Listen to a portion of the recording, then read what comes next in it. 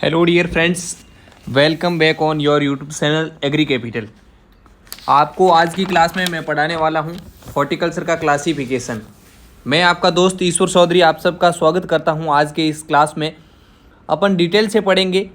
आपके 16 कमेटी के अकॉर्डिंग जो सिलेबस है उसको पूरा का पूरा यूट्यूब पे फ्री ऑफ कॉस्ट करवाया जाएगा।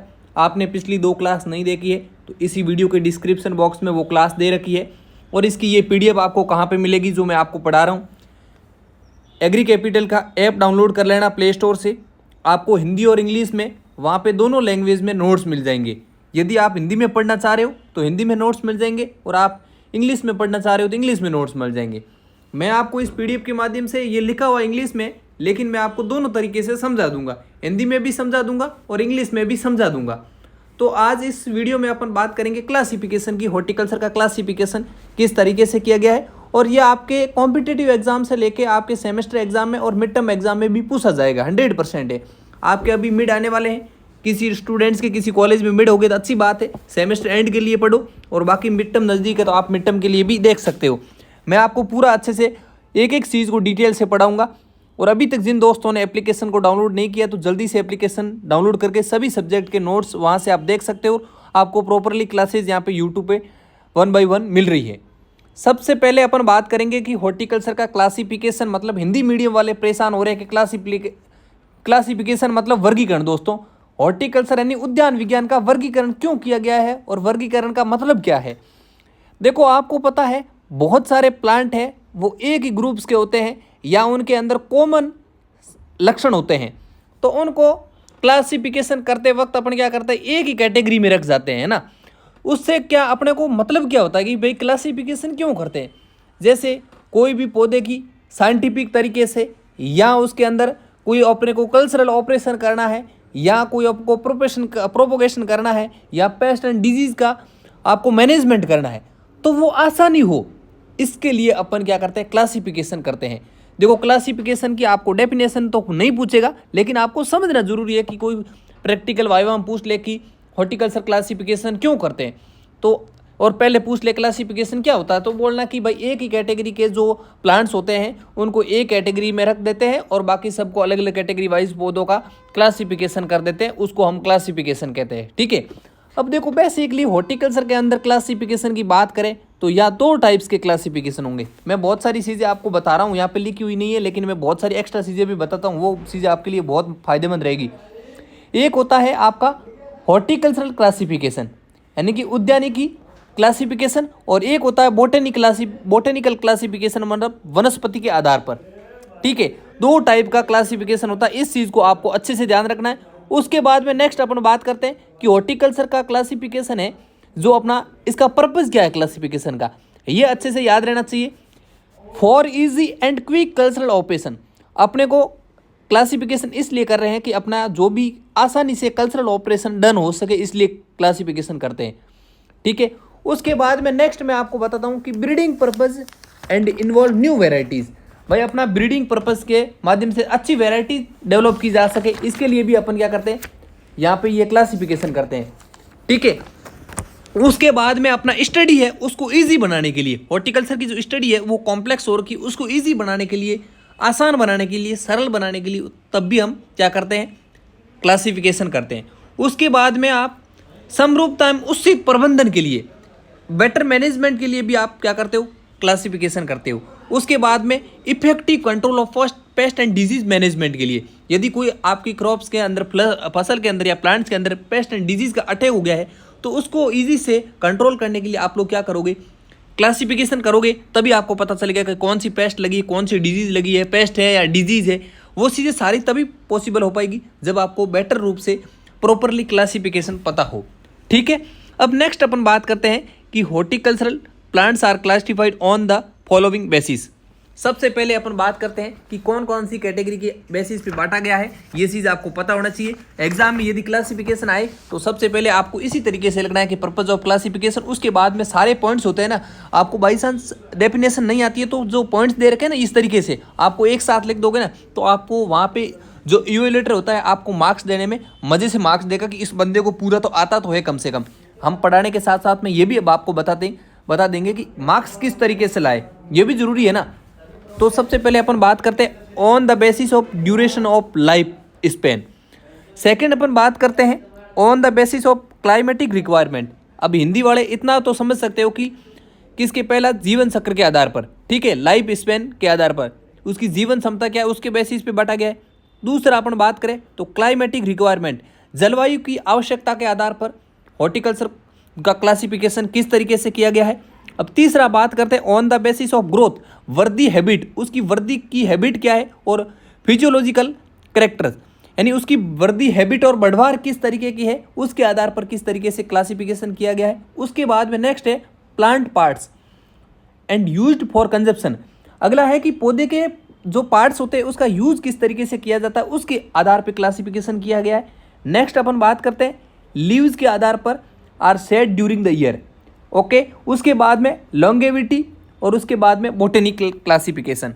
अब सबसे पहले अपन बात करते हैं based on life cycle, okay. पहला यही है लाइफ साइकिल, जीवन अवधि के आधार पर क्लासिफिकेशन। हिंदी मीडियम वाले सुन लो, आप चिंता मत करो, हिंदी मीडियम वाले बहुत ज़्यादा कमेंट करते हैं कि हिंदी में पढ़ाओ हिंदी में पढ़ाओ। तो पहला क्लासिफिकेशन है on the basis of duration of life and life span. The horticulture crops on the basis of duration of life are classification below. सबसे पहले आपको पता है कि हॉर्टिकल्चर का क्लासिफिकेशन जीवन अवधि के आधार पर 3 प्रकार से किया जाता है। 3 प्रकार कौन कौन से हैं भाई? 3 ही, हिंदी वाले भी लिख लो और इंग्लिश वाले भी लिख लो। हिंदी मीडियम वालों के लिए मैं पहले, एनुअल्स मतलब होता है भाई आपका 1 वर्षीय, एनुअल्स मीन्स 1 वर्षीय, ठीक है। उसके बाद में बायनियल्स मीन्स द्विवर्षीय, ठीक है। उसके बाद में आपका पेरेनियल्स मीन्स बहुवर्षीय। तो हिंदी मीडियम वाले चिंता मत करो, आपके साथ है ईश्वर चौधरी, है ना। एनुअल्स प्लांट्स क्या होते हैं? एनुअल्स प्लांट्स वे होते हैं which complete their life cycle in 1 season और 1 year are called as annuals. Annual मतलब वे पौधे, वे हॉर्टिकल्चर प्लांट्स जो अपनी जीवन साइकिल है 1 वर्ष में या 1 सीजन में पूरा कर लेते हैं, उसको अपन क्या कहते हैं? एनुअल कहते हैं। जैसे एग्जाम्पल के लिए अपना टोमेटो मीन्स टमाटर, ठीक है। उसके बाद में बालसम, मैरीगोल्ड, ये फ्लावर, सारे के सारे मोस्टली फ्लावर 99% आप मान के चलो कि एनुअल्स ही होते हैं। उसके बाद में अपन बाइनियल्स की बात करें तो बाइनियल्स मीन्स क्या होते हैं? द्विवर्षीय, ठीक है। Plants which complete their life cycle in 2 season और 2 years known as biennials.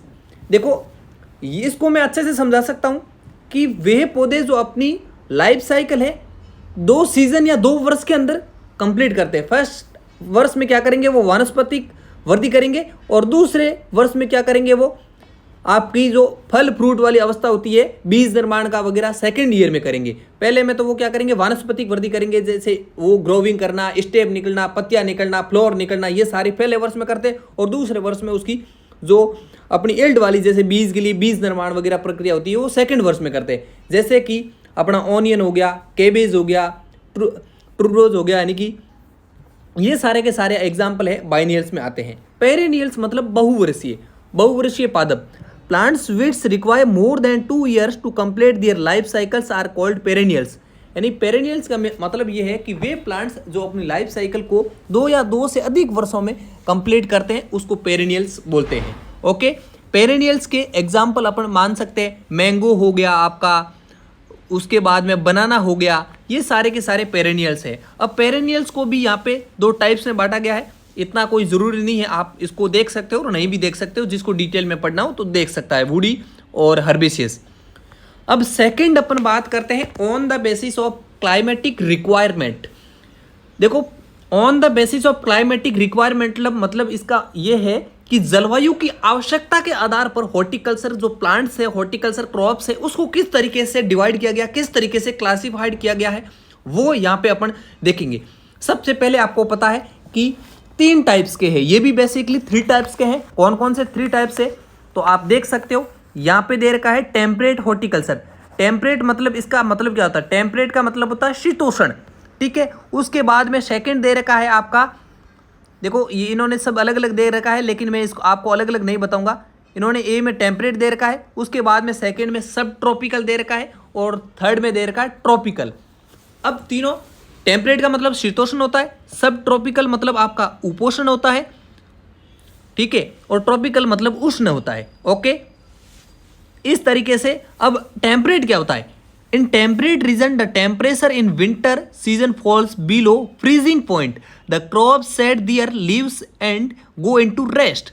This chilling temperature help the plants put forth new growth, flowering and fruiting starts with onset of spring. शीतोष्ण के अंदर सीधा सीधा मान के चलो कि शीतोष्ण आपका हॉर्टिकल्चर क्रॉप्स है, उनका टेम्परेचर बहुत बिलो होता है फ्रीजिंग पॉइंट से भी।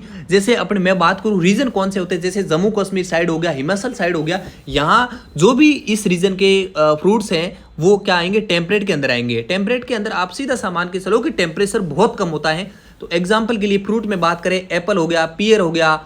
एप्पल अपने को पता, अपने राजस्थान में महाराष्ट्र में एप्पल थोड़ी होती है, ठीक है। एप्पल तो आपको पता है जम्मू कश्मीर हिमाचल साइड ही होती है, तो वहाँ पे टेम्परेचर रीजन देख के भी आप पता लगा सकते हो। ओके, उसके बाद में मैं नेक्स्ट बात करता हूँ सब tropical. In subtropical climate the summer are hot and dry, in winter are less humid. देखो सब ट्रॉपिकल जो होता है ये अपने यहाँ का, जैसे राजस्थान, महाराष्ट्र, गुजरात, ये एरिया होता है, ये सब ट्रॉपिकल में आते हैं। अब सब ट्रॉपिकल की बात करें तो सिट्रस हो गया, गुआवा हो गया, आपका बेर हो गया, ये सब जो एग्जाम्पल है सब ट्रॉपिकल के अंदर आता है। अब ट्रॉपिकल की बात करें तो climatic condition in such areas are hot and humid, मतलब ठीक ठाक टेम्परेचर होता है, ज़्यादा गर्म भी नहीं ज़्यादा कोल्ड भी नहीं, ठीक है, वो होता है ट्रॉपिकल। अब इसमें जैसे मैंगो हो गया, गुजरात साइड में आपके मैंगो बहुत होते हैं, ठीक है। फिर कर्नाटका साइड बनाना, पाइनएप्पल, सपोटा, ये इस सभी एग्जाम्पल आपके फ्रूट्स के हैं जो आते हैं ट्रॉपिकल के अंदर। ओके, उसके बाद में नेक्स्ट अपन बात करते हैं कि on the basis of growth habit and physiological characters. Growth habit और फिजियोलॉजिकल कैरेक्टर के बात करूं मैं तो कि बढ़वार के आधार पर पौधा किस तरीके से अपनी ग्रोथ कर रहा है, बढ़ कैसे रहा है, उसके आधार पर क्लासिफिकेशन किस तरीके से किया गया है। सबसे पहले ट्री क्या होता है भाई, आप ट्री और यहाँ पे 2-3 टर्म्स आएंगे, एक तो ट्री आएगी, एक सर्ब्स आएगा और एक क्लाइंबर आएगा। ये 3 चीज़ों को अच्छे से समझ लेना। आपको तो ऐसे ही लगता होगा ट्री की क्या परिभाषा होती है। देखो ट्री मतलब वो होता है जिसके अंदर एक मेन स्टेम होता है, मुख्य तना होता है, उसको अपन ट्री में काउंट करेंगे। और दूसरा सर्ब्स वो होता है, सर्ब्स मतलब झाड़ियाँ, ठीक है, उसके अंदर कोई मुख्य तना नहीं होता, बहुत सारे तने होते हैं। जैसे आप अनार को देखना कभी जाके, अनार के अंदर कोई मुख्य तना नहीं होता। जैसे आप मैंगो देख रहे हो तो मैंगो के अंदर एक मुख्य तना होता है ना, तो वो आपका ट्री में आ गया। अब आप अनार को देखते हो, पोमोग्रेनेट को देखते हो, उसके अंदर कोई मुख्य स्टेम, मेन स्टेम नहीं होता है, बहुत सारे सेवरल स्टेम्स होते हैं, तो वो सर्ब्स में आता है, ठीक है। उसके बाद में क्लाइंबर की बात करें, these plants attach themselves to support. अब देखो जो नीचे तरफ ऐसे लताएं होती है ना, उनको एक सपोर्ट की आवश्यकता होती है। जैसे ग्रेप्स की बात करो, अंगूर के अंदर आपको पता है कि उनको सपोर्ट की आवश्यकता होती है, तो वो क्लाइंबर्स के अंदर आते हैं। तो इनके एग्जाम्पल आपको देख लेना है। मैंने आपको बता दिया कि ट्रीज के अंदर आपका मैंगो हो गया, ठीक है, ये भी अलग अलग टाइप्स के वुडी टाइप्स के होते हैं और एक हर्बेसियस होते हैं, एक थोड़े सॉफ्ट होते हैं, एक बहुत हार्ड होते हैं, ठीक है, ट्रीज भी। उसके बाद में सर्ब्स में बात करें तो फालसा एग्जाम्पल हो गया। उसके बाद में क्लाइंबर्स में मैंने ग्रेप्स आपको बता दिया है, ठीक है। अब नेक्स्ट अपना बात करते हैं on the basis of plant parts used for consumption. देखो नेक्स्ट है प्लांट पार्ट है, जो कौन से पार्ट है जो उसको खाने के रूप में यूज लिया जाता है, उसके आधार पर किस तरीके से क्लासिफिकेशन किया जाता है। आपका कोई भी कॉम्पिटिटिव एग्जाम हो, ये टेबल अच्छे से याद कर लेना। हर कॉम्पिटिटिव एग्जाम में क्वेश्चन पूछा जाता है, इसको ज़्यादा बताने से, एक्सप्लेन करने से अच्छा है आपको याद करना है कि भाई प्लांट पार्ट को कौन से पार्ट को खाया जाता है, कौन सा पार्ट यूज़ किया जाता है, उसके आधार पर क्लासिफिकेशन किया जाता है। एग्जाम में तो लिखना ही है, लेकिन याद भी करना है आपको, ठीक है। अब सबसे पहले आपको पता है एप्पल के अंदर एडिबल पार्ट कौन सा है, फ्लेसी थैलेमस होता है, ठीक है। उसके बाद में आपका एडिबल पार्ट बनाने के अंदर होता है mesocarp and endocarp. Okay, cashew nut के अंदर जो आपको दे रखा है पेडिकल, उसके बाद में कोकोनट में एंडोस्पर्म। ये 101% बहुत सारे एग्जाम के अंदर पूछा गया है कि कोकोनट के अंदर जो कौन सा पार्ट है जो एडिबल पार्ट है, जो एंडोस्पर्म। ये आपको पूरा टेबल देख लेनी है दोस्तों। मैं आपको अच्छे से ये नोट्स एप्लीकेशन के अंदर मिल जाएंगे, ऐप डाउनलोड कर लेना एग्री कैपिटल का, वहाँ से आपको मिल जाएगा।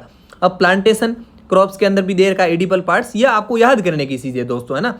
अब वेजिटेबल्स के अंदर भी दे रखा है, ये आपको पता है कि भाई सीधी सी बात है, याद करने वाली चीज़ है, आपको याद करनी पड़ेगी। मैं यहाँ पे पूरा पढ़ गए तो क्या ही समझा सकता है इसमें, है ना। अब नेक्स्ट है अपना 5 number, on the basis of whether leaves are shed during the year. भाई ये वो पौधे हैं जो सदा कुछ तो हरे भरे रहते हैं और कुछ क्या रहते हैं भाई, अपने पत्तियों को झाड़ देते हैं ना, उसके बेसिस पे बात करते हैं। डेसिडियस और एवरग्रीन। डेसिडियस वे होते हैं जो पतझड़ी, अपन बोलते हैं ना पतझड़ी, वसंत के अंदर अपने सारे पत्ते झाड़ देते हैं, और दूसरे एवरग्रीन मतलब सदाबहार पौधे। तो पतझड़ी पौधे वे होते हैं जो अपनी पत्तियों को नीचे गिरा देते हैं, वो डेसिडियस प्लांट होते हैं, जैसे एप्पल हो गया, फिग हो गया, ग्रेप हो गया। अब एवरग्रीन मतलब वो सदाबहार अपनी पत्तियों को ज़्यादा ऐसे कोई सारी पत्तियां एक साथ में नहीं झड़ती है लेकिन वापस आ जाती है, ठीक है, वो एवरग्रीन प्लांट होते हैं। जैसे कोकोनट हो गया, बनाना हो गया, मैंगो हो गया, ये आपके एवरग्रीन प्लांट होते हैं। उसके बाद में नेक्स्ट अपन बात करते हैं on the basis of longevity, यानी उनकी the longevity of trees is very variable, plants can be classified on the basis under. देखो यहाँ पे लाइफ स्पैन दे रखा है और उसके साइड में प्लांट दे रखा है, तो ये भी आपको ज़्यादा कोई इंपॉर्टेंट है नहीं, ठीक है, इसको आप एग्जाम में लिख भी सकते हैं और इतना कोई इंपॉर्टेंट नहीं है 6 नंबर क्लासिफिकेशन, ओके। उसके बाद में नेक्स्ट अपन बात करते हैं बोटेनिकल क्लासिफिकेशन। अब बोटेनिकल क्लासिफिकेशन के अंदर आपको पता है एक मोनोकॉट होता है और एक डाइकोट होता है, ठीक है। अब मोनोकॉट के एग्जाम्पल याद रखने हैं आपको, एक बीजपत्री, और डाइकोट मतलब द्विबीजपत्री, ये आपको एग्जाम्पल याद रखने हैं। उसके बाद में बोटेनिक क्लासिफिकेशन ऑफ फ्रूट्स का दे रखा है, वो वेजिटेबल का था, और फ्रूट्स का भी दे रखा है, ये भी आपको याद रखना है। उसके बाद में प्लांटेशन क्रॉप्स का दे रखा है। उसके बाद में classification based on rate of respiration, इसको आप बोटेनिकल क्लासिफिकेशन के अंदर कंसिडर कर सकते हो, ठीक है। जो आपको पता बोटेन वानस्पति की भी हो गया ना कि रेस्पायरेशन वगैरह, तो इसमें एक क्लाइमेट्रिक होता है और एक नॉन क्लाइमेट्रिक होता है। क्लाइमेट्रिक मीन्स क्या होता है, वे फ्रूट्स जिनको तोड़ने के बाद में भी पकाया जा सकता है, पक सकते हैं, जैसे कि आप मैंगो हो गया, बनाना हो गया, ये इनको आप तोड़ने के बाद में भी ये पक सकते हैं, तो ये क्लाइमेट्रिक कंडीशन में आते हैं। नॉन क्लाइमेट्रिक कंडीशन मीन्स वे फ्रूट्स जिनको तोड़ने के बाद में ये पकते नहीं हैं, ठीक है। जैसे जो नींबू वर्गीय होते हैं ना, सिट्रस ग्रुप के जो भी होते हैं वो इस ग्रुप में आएंगे, बाकी आप एग्जाम्पल देख सकते हो। उसके बाद में फोटोपीरियोडिक रेस्पॉन्स, इसको भी आप बोटेनिकल क्लासिफिकेशन में देख सकते हो, ठीक है। अब इसमें कौन कौन से हैं, long day plant, short day plant और day neutral plant. Long day plant मतलब वे होते हैं जिनको अधिक प्रकाश की आवश्यकता होती है, अधिक तापमान की आवश्यकता होती है, जो आपका डे लाइट होती है उसको अधिक आवश्यकता होती है, तो लॉन्ग डे में आती है। अधिक मतलब 10 से 12 घंटा, ठीक है। और शॉर्ट डे मतलब शॉर्ट डे जिसका मान सकते हो 6 से 7 घंटे या 7 से 8 घंटे। और डे न्यूट्रल प्लांट जो उदासीन रहते हैं, ना तो ज़्यादा तापमान की आवश्यकता होती है, ना उनको ज़्यादा ठंडा की आवश्यकता होती है, वो डे न्यूट्रल होते हैं। और ये एग्जाम्पल ही सबसे ज़्यादा इंपॉर्टेंट है, आपको एग्जाम्पल याद रखने हैं, ठीक है। उसके बाद में मैं आपको बताऊं, मैंने 2-3 चीज़ें उसके बीच में और बतानी थी। फ्रूट टाइप, देखो फ्रूट टाइप के यहाँ पे फ्रूट टाइप नहीं था, शायद फ्रूट टाइप तो आ गया अपना, फ्रूट टाइप शायद में भी आ गया, एडिबल पार्ट आया, फ्रूट टाइप्स नहीं आया था। देखो फ्रूट टाइप्स के आधार पर आपका इसको निषेचन के आधार पे, ठीक है, एक होता है आपका सत्य यानी कि ट्रू फ्रूट, और एक होता है फॉल्स फ्रूट। ट्रू फ्रूट मतलब क्या होता है, देखो ट्रू फ्रूट वे फ्रूट्स जिनका जो निर्माण है या उसकी उत्पत्ति है, ओरिजिन है, डायरेक्ट ओवरी से होती है, वो होते हैं ट्रू फ्रूट। ओवरी के अलावा किसी भी पार्ट से यदि फ्रूट्स का निर्माण होता है या फ्रूट्स बनता है तो वो होता है फॉल्स फ्रूट, ठीक है।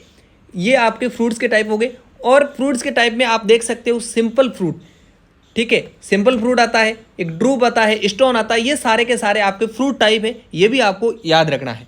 तो ये आपका क्लासिफिकेशन हो गया है, ये आपको पीडीएफ हमारे एप्लीकेशन पे मिल जाएगी। और जिन भी दोस्तों ने इस क्लास को यदि आपको पसंद आती है, लाइक नहीं किया तो लाइक कर देना और अपने दोस्तों के साथ में ज़रूर शेयर करना। मिलते हैं नेक्स्ट टॉपिक में, नेक्स्ट बहुत शानदार इसी तरीके से आपको, और हिंदी और इंग्लिश दोनों में ये पीडीएफ आपको मिल जाएगी, ठीक है। बाय बाय, टेक केयर, ख्याल रखिए अपना, मिलते हैं नेक्स्ट क्लास।